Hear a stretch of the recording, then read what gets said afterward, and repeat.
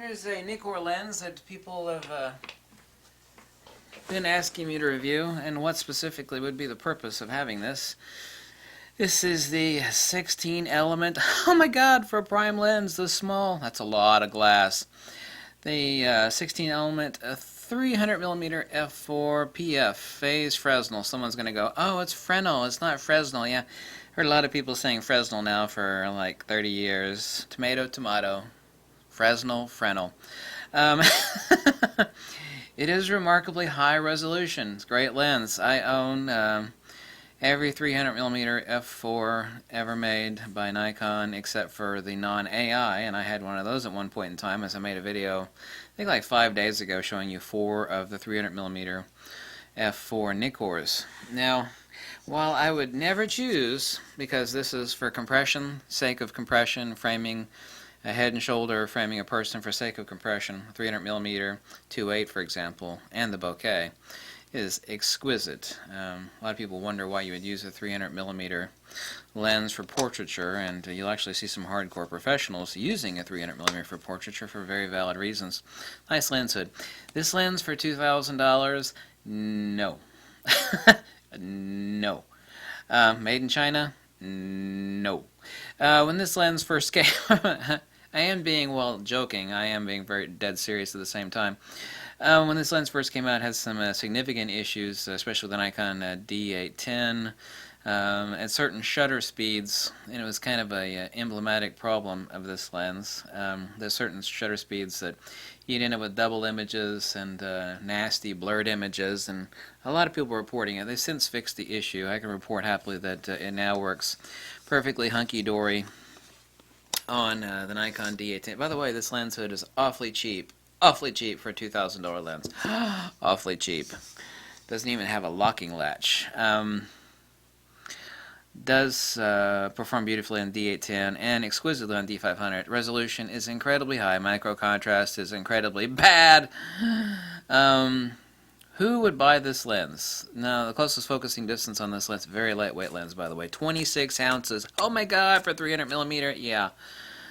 But realistically, when we talk about like a 70 to 300mm VRG NIKKOR, used $300, it's like, well, you know, f5.6 versus f4, yeah, $300 on that lens used, $2,000, $300, $2,000, $300, $2,000. You get where I'm going with this? What is this lens the tits for?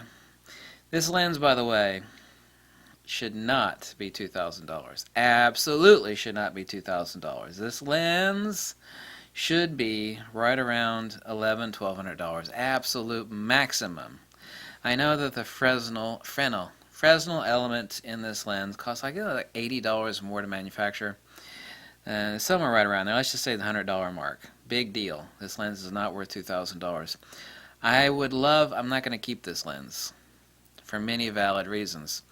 Number one, a key thing that I would use this lens for, because hey, it is very tiny and compact, would be for stills and for some other things. For that, this lens absolutely sucks. The far, far superior is any one of the other 300mm f4s that I have, specifically the AFS with 9 elements, or the AFD, which has 8 elements. 16 elements. Those lenses are exquisite. The rendition straight at a camera, beautiful. Now obviously I can drag the saturation sliders on this particular lens and make it look all nice and fake and colorful. Not an issue. You can't add micro contrast, however. This is not a lens really for black and white photography. Is that really a big deal? No, but the images are a little bit washed out. The resolution is very high on this. What this lens is perfect for, if I wanted to hang a D500 around my neck, someone would like to hang something around my neck, right?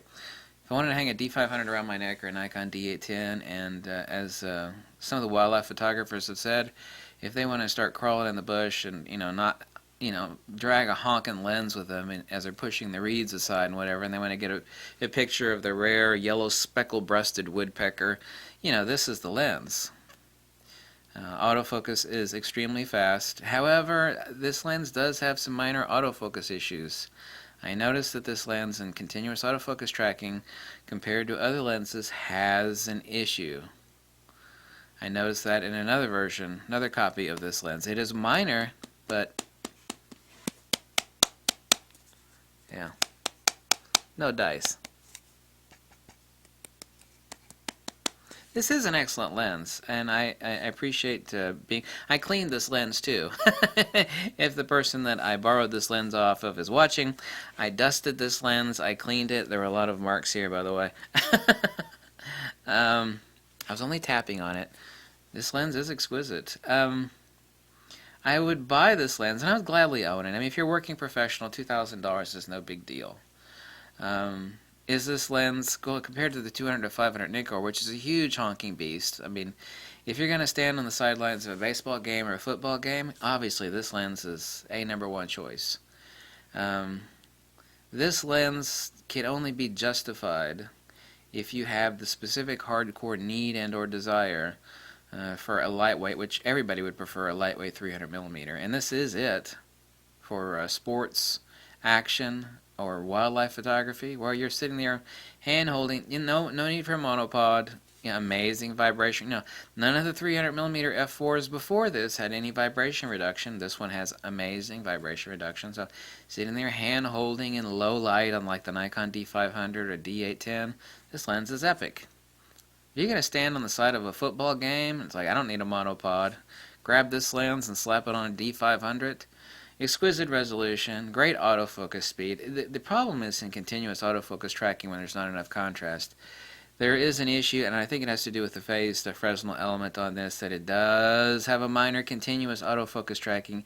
Not significant. I mean, it does track well, but it's not as good as it should be, and that must be due to the phased fresnel element.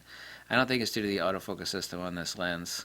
This is the third time I've tried this lens. The key point that I wanted to get to is that, the notion of using this for any sort of scenic prime use, considering the fact that this renders identical to a zoom, the answer to that is no. If I were someone that were a sports or action shooter that just wanted to jump out of the car and stand there and, no monopod, no worries about low light to shake, crank up the ISO, have awesome clear shots at high ISO and low light, for example, like a late night football game out in the field. This is the lens. I mean, for that it is worth every penny of what it is.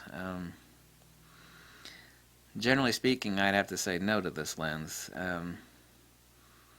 It is overpriced. Regardless of whether you can instantly justify it as a tax write-off as a working professional, or the fact that you'd be, it's like, wow, it's only 26, I mean, it doesn't weigh anything. The fact that you'd be taking this to a sports game and still rationalize it, it's still, no, the price is too much. I have no idea, because the one single Fresnel element in this thing does not cost that much for Nikon to make. I actually think it's one of the key things that, like on very specialized lenses, Nikon knows we're not going to sell many of these, and other companies work that way too.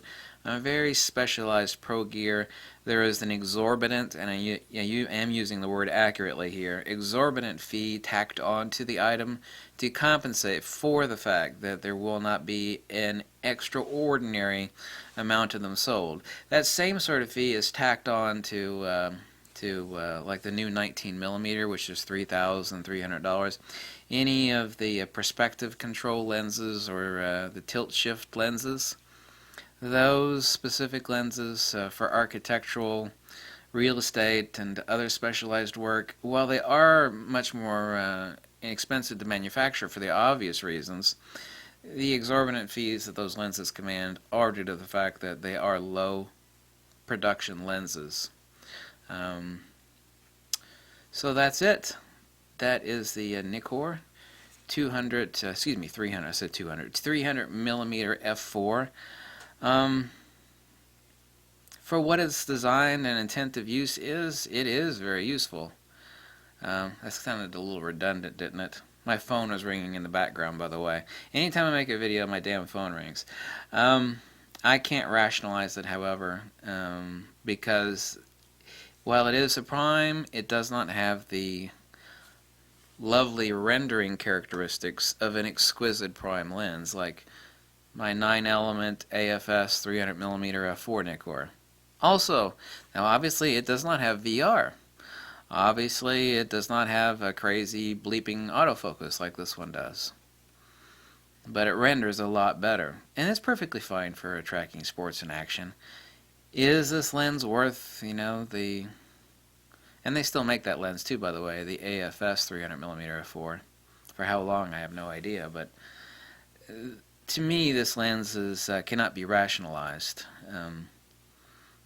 If I were going to football games all the time, or a sports or action photographer, or I was, wanted to go light and easy out in the field and shoot wildlife like Steve Perry, this is one of his favorite lenses. He's a hardcore wildlife photographer. This is one of his favorite lenses if he, in his words, wants to travel light out in the woods, in the thick of it. And, for that, I mean, this is a dream boat.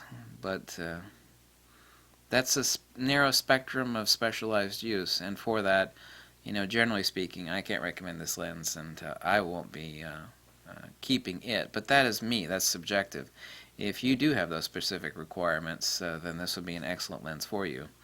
But just know also that even though it's a prime lens, it does not have the rendering characteristics of a fine prime lens, especially none of Nikon's other 300mm lenses. So most people, they don't care. They slap it in Lightroom, drag the saturation sliders right over to the right. They don't give a damn.